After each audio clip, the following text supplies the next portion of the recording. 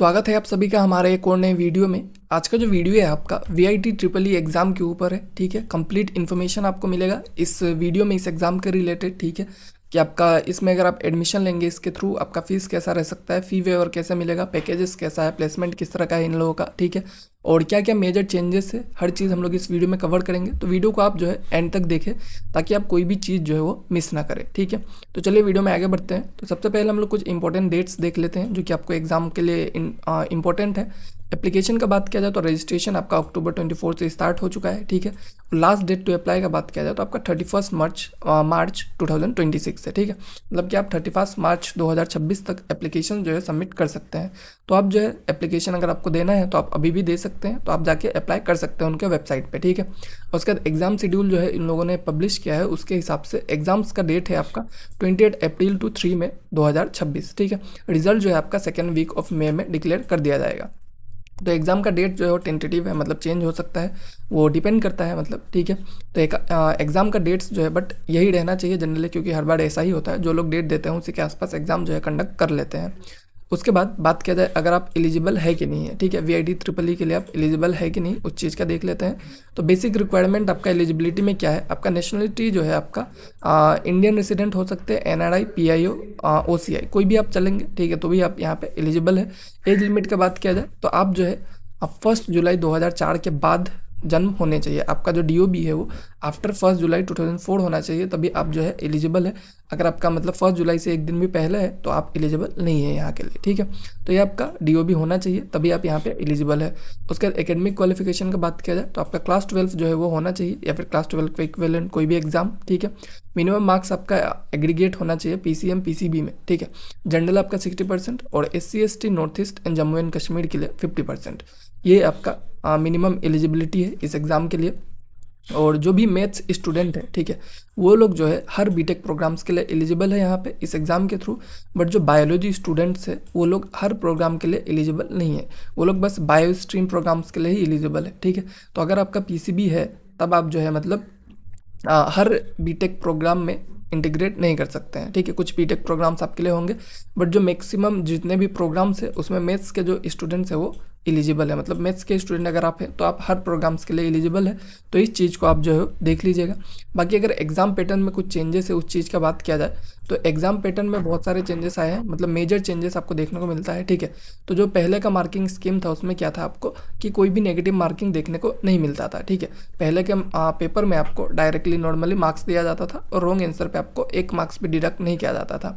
But इस बार क्या हुआ है कि जो आपका न्यू मार्किंग स्कीम इन लोगों ने लाया है, इसमें करेक्ट आंसर के लिए आपको 4 मार्क्स दिया जाएगा, रॉन्ग आंसर के लिए -1 मार्क्स दिया जाएगा। ठीक है, और पहले क्या था कि आप करेक्ट आंसर के लिए +1 मिलता था और नेगेटिव के लिए आपको कोई भी नेगेटिव मार्किंग नहीं था, 0 मार्क्सिंग था। ठीक है, तो अब मतलब आप गेसिंग वगैरह नहीं कर सकते हैं, आप अच्छे से अब क्या कर सकते हैं, बस एक्यूरेट आंसर दे सकते हैं, तभी आपका नेगेटिव मार्किंग जो है वो नहीं कटेगा। ठीक है, और एग्जाम का बात किया जाए तो आपका CBT के मूड पे होता है। ठीक है, मैथ्स बायो से आपको 40 क्वेश्चन देखने को मिलेगा, फिजिक्स से 35, केमिस्ट्री से 35, एप्टीट्यूड से 10 और इंग्लिश से 5।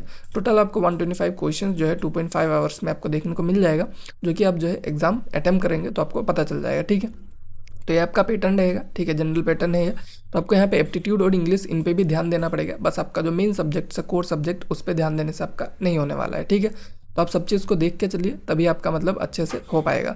और एक चीज़ ये भी है कि आपको क्या करना है, आपको क्लास 12 में इंग्लिश रहना चाहिए। क्लास 12 में आपका इंग्लिश जो है वो मैंडेटरी है। ठीक है, उसके बाद अगर हम लोग फी स्ट्रक्चर एंड कैटेगरीज का देखें तो आपका जो है जनरली क्या होता है कि अगर आपका रैंक जो है मतलब अप्रोक्सीमेटली CSE के लिए 1 से लेकर 20,000 के बीच में है तो एनुअल ट्यूशन फी आपका 1.98 लाख रहेगा। ठीक है, और कैटेगरी 2 में अगर आप आते हैं कि 20,000 से 45,000 तक रैंक है तो आपका 3 लाख फीस रहेगा।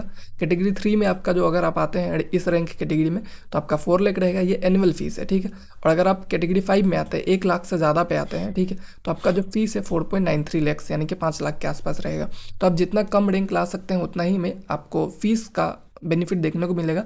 और ये लोग स्कॉलरशिप भी रन करते हैं जिसमें आपका रैंक के बेसिस पे आपको फी वेवर भी प्रोवाइड किया जाता है। तो देखते हैं, चलिए कैंपस एंड एडमिशन का बात किया जाए तो आपका 4 कैंपसेस है, ठीक है। वेल्लोर जो है इसका मेन कैंपस है जहाँ पे हर कोई जाना चाहता है।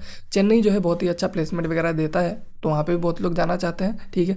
और VIT AP जो है अमरावती में, ठीक है, वो बहुत ही अच्छा ग्रो कर रहा है। और VIT भोपाल जो है वो CSE के लिए ज़्यादातर जाना जाता है। तो ये 4 कैंपसेस है आपका जहाँ पे आप जा सकते हैं, ठीक है। जनरली हर कोई वेल्लोर में जाना चाहता है क्योंकि मेन कैंपस है इनका, ठीक है। क्रूशियल का मतलब कुछ चीज़ है, रूल्स है, उसको जान लीजिए कि मतलब अगर आपका रैंक जो है 1 लाख से कम है तभी आप हर कैंपसेस में एलिजिबल है अप्लाई करने के लिए, काउंसलिंग के लिए, ठीक है। बट अगर आपका रैंक जो है 1 लाख के पार जाता है इस एग्ज़ाम में, तो आप जो है बस VIT AP and VIT Bhopal के लिए ही एलिजिबल है। चेन्नई और वेल्लोर में आप जो है काउंसलिंग में अटेंड नहीं कर सकते हैं। तो आपका रैंक जो है 1 लाख से कम आना चाहिए, तभी आप जो है ये टॉप 2 इंस्टीट्यूट्स में जा सकते हैं, ठीक है।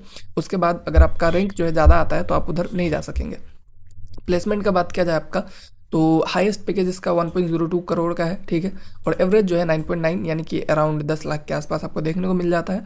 टॉप रिक्रूटर्स का बात किया जाए तो आपका सेंट्रलाइज प्लेसमेंट सिस्टम है जिसमें आपका माइक्रोसॉफ्ट, अमेजन, पेपल, बहुत सारे कंपनी जो है बड़े बड़े वो आके रिक्रूटमेंट करते हैं, ठीक है। तो ये आपका जनरल रिक्रूटमेंट है और प्लेसमेंट स्टेटिस्टिक्स है।